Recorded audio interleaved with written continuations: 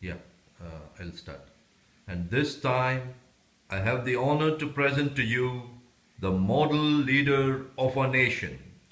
I have the pleasure to present to you Dr. Martin Luther King, Jr.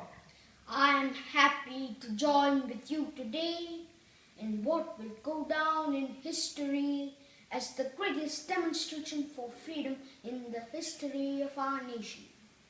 50 years ago, a great American in whose symbolic shadow we stand today signed the Emancipation Proclamation. This momentous decree came as a great beacon light of hope to millions of Negro slaves who had been seared in the flames of withering injustice. It came as a joyous daybreak to end the long night of their captivity. But 100 years later, the Negro still is not free. 100 years later, the life of the Negro is still sadly crippled by the manacles of segregation and the chains of discrimination. 100 years later, the Negro lives on a lonely island of poverty in the midst of a vast ocean of material prosperity. 100 years later, the Negro is still languished in the corners of American society and finds himself in exile in his own land. And so we've come here today to dramatize a shameful condition. In a sense, we've come to our nation's capital to cash a check. When the architects of our republic wrote the magnificent words of the Constitution and the Declaration of Independence, they were signing a promissory note to which every American was to fall heir. This note was a promise that all men, yes, black men as well as white men, would be guaranteed the unalienable rights of life, liberty, and the pursuit of happiness. It is obvious today that America has defaulted on this promissory note insofar as her citizens of color are concerned. Instead of honoring this sacred obligation, America has given the Negro people a bad check. A check which has come back marked insufficient funds. But we refuse to believe that the Bank of Justice is bankrupt. We refuse to believe that there are insufficient funds in the great vaults of opportunity of this nation. And so we've come to cash this check, a check that will give us upon demand the riches of freedom and the security of justice. We have also come to this hallowed spot to remind America of the fierce urgency of now. This is no time to engage in the luxury of cooling off or to take the tranquilizing drug of gradualism. Now is the time to make real the promises of democracy. Now is the time to rise from the dark and desolate valley of segregation to the sunlit path of racial justice. Now is the time to lift our nation from the quicksands of racial injustice to the solid rock of brotherhood. Now is the time to make justice a reality for all of God's children. It would be fatal for the nation to overlook the urgency of the moment. This sweltering sum of the Negro's legitimate discontent will not pass until there is an invigorating autumn of freedom and equality. 1963 is not an end, but a beginning. Those who hope that the Negro need to blow off steam and would now be content would have a rude awakening if the nation returns to business as usual. There will be neither rest nor tranquility in America until the Negro is granted his citizenship rights. The whirlwinds of revolt will continue to shake the foundations of our nation until the bright day of justice emerges. But there is something that I must say to my people who stand on the warm threshold which leads into the palace of justice. In the process of gaining our rightful place, we must not be guilty of wrongful deeds. Let us not seek to satisfy our thirst for freedom by drinking from the cup of bitterness and hatred.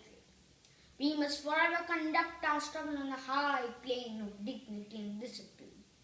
We must not allow our creative protest to degenerate into physical violence. Again and again, we must rise to the majestic heights of meaning physical force and soul force. The marvelous new militancy which has engulfed the Negro community must not lead us to a distrust amongst all white people, for many of our white brothers, as evidenced by their presence here today, have come to realize that their destiny is tied up with our destiny. And they have come to realize that their freedom is inextricably bound to our freedom. We cannot walk alone. And as we walk, we must make the pledge that we shall always march ahead. We cannot turn back. There are those who are asking the devotees of civil rights, when will you be satisfied? We can never be satisfied as long as the Negro is the victim of the unspeakable horrors of police brutality. We cannot be satisfied as long as our body is heavy with the fatigue of travel, cannot gain lodging in the motels of the highways and the hotels of the cities. We cannot be satisfied as long as our children are stripped of their selfhood and robbed of their dignity by signs stating for whites only. We cannot be satisfied as long as a Negro in Mississippi cannot vote and a Negro in New York believes he has nothing for which to vote.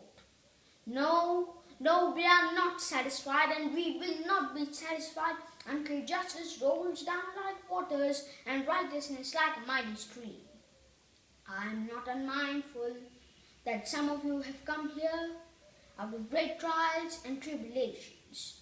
Some of you have come fresh from narrow jail cells, and some of you have come from areas where your quest for freedom left you battered by the storms of persecution and staggered by the winds of police brutality.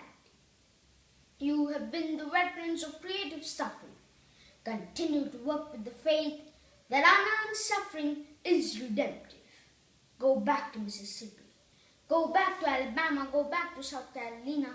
Go back to Georgia. Go back to Louisiana. Go back to the slums and ghettos of our northern cities, knowing that somehow the situation can and will be changed. Let us not wallow in the valley of despair.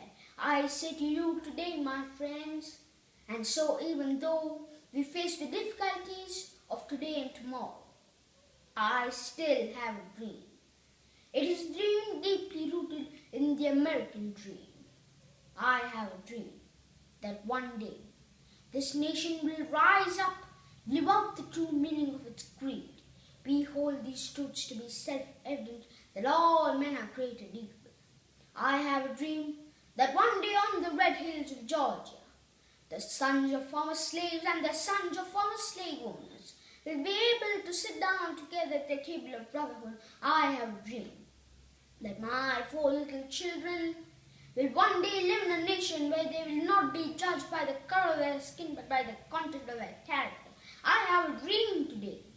I have a dream that one day, down in Alabama with its vicious racists, with its governor having his lips screaming the words of interposition and nullification, one day right there in Alabama, little black boys and black girls will be able to join hands with little white boys and white girls as sisters and brothers. I have a dream today. I have a dream that one day every valley shall be exalted. Every hill and mountain shall be made low, the rough places will be made plain, and the crooked places will be made straight, and the glory of the Lord shall be revealed, and all flesh shall see it together. This is our hope. This is the faith that I go back to the south with.